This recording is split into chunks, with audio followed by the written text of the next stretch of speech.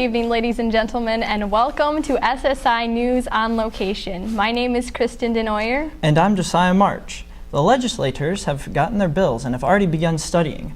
Earlier today, the students from the House of Representatives took a tour of the Capitol and also met up with the Lieutenant Governor, Brian Calley. Elijah March interviewed some of these students to see what they thought. What did you learn about the Capitol? Just a lot of the history. There were a ton of really cool, ornamental things that they made that were really cool and expensive and big. But yeah, that was cool. What was your favorite part? Probably laying down on the floor and looking up at the ceiling. What was your favorite part about the Capitol tour? Looking over the edge. Tons of it was awesome. The history of it, it's almost like an antique. It's antique. It was made in 1879. But yeah, it was really nice seeing the history of it and all, and the portraits and things like that, and how old it was. It was from 1879. So that's a long time. So what was your favorite part about the Capitol tour? Probably meeting Brian Calley. The chandeliers, actually, they have to lower them and individually clean every crystal, so that's a lot of work. So what was your favorite part about the Capitol tour? The Capitol, probably the House of Representatives, just simply because of the architecture of the building and the painting of it. Thanks, Elijah, for that report. Week 3 is the only time you will see the campaign track at work. Here's Lincoln Spitzer with the inside story. There are 3 candidates from 3 different parties. As we found out today, they're all similar, but they all have distinct differences. Our candidate is George McDonald. He fought in the Army, and then he became a chaplain for 16 years. After that, he came back, started up his own publishing business, and it rose to prominence. It now employs over 1,000 people and is one of the best publishing houses in the entire country. He also supplies the pulpit in times of need, is an elder at his church, and has been on the city council for 12 years, taking an emphasis on service to the country and freedom, as in freedom from, say, excessive government control and so on. Our candidate is Ron Johnson. He stands for freedom and for states' rights and for the rights of the citizens. He's the youngest of all the candidates running, and he served in Operation Desert Storm in the early 90s. He served as Attorney General for a term. He was a lawyer. He has his own private law firm with a friend of his. Because of his background in Desert Storm and his background as a Attorney General, he recognizes how valuable our rights are and how important the rights of each state is on a national level as well as in the state of Michigan. My candidate is Arthur Jackson. He stands mainly for education, state budget, 10th Amendment. He grew up in Grand Rapids, born and raised there till he was about 25. He got his bachelor's in English, and then after that he spent 3 years writing for the Grand Rapids Press. There are 2 terms in the state senate.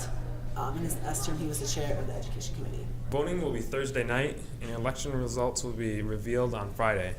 Reporting for SSI News, this is Lincoln Spitzer. Thanks, Lincoln. The SSI Games started with an amazing ceremony on June 9th.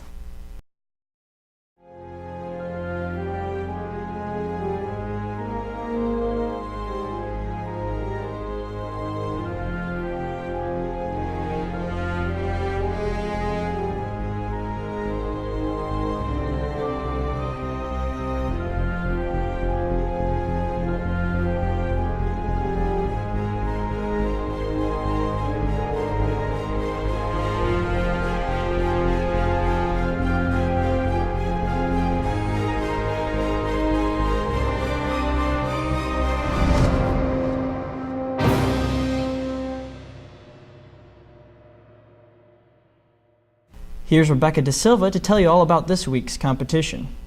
Here we are at the 3rd and final week of the SSI Games. I caught up with Zach Weston, the game maker, and Dee Lloyd, the camp nurse, to discuss the details of the event. The SSI Games this year are a sort of combination of the Hunger Games, Calvin Ball, and Quidditch. You should wear athletic closing, closed-toed shoes, something you don't mind getting a little dirty, and do not wear white shirts as we will be playing some water games. If you feel unfit to play for the SSI Games, you should contact Dee Lloyd, who's the camp nurse, and she will give you an exemption. If you are injured during the SSI Games, we have medics who will be on the scene almost immediately. They should alert the person running the game, in which case they will find me or they will find Amanda Patillo and we will handle it. We take safety very seriously at SSI. It's very seriously. Don't get hurt. Safety is our top 6 or 7 priority. Safety is very important here at SSI. There's been a debate over what we should name it. And of course, the Sports Challenge is a long and a name that the Sports Challenge is a name we've used for a long time. And we felt like the SSI Games was a better representation of what was actually happening. I changed it from the Sports Challenge to the Feats of Strength, partially because we don't really do sports anymore. My first year at SSI, it was an actual sports challenge. It was just one big giant game of capture the flag for everyone in the camp. It was very confusing.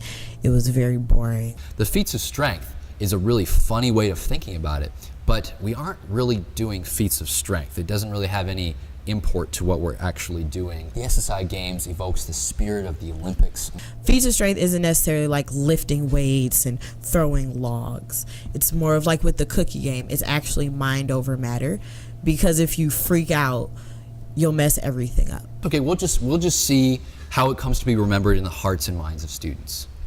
Make sure to check at the SSI office tomorrow morning to see what team you will be on. The plan is to have the games outside, but if we do have bad weather, it will be in the Doty Center. Reporting for SSI News on Location, I'm Rebecca Da Silva. Thanks, Rebecca. I hope you all have fun and play safe. The dramatic closing to the 2014 SSI Games will be held this Friday. Well, that's it for this edition of SSI News on Location. I'm Kristen Denoyer. And I'm Josiah March. Have a great day.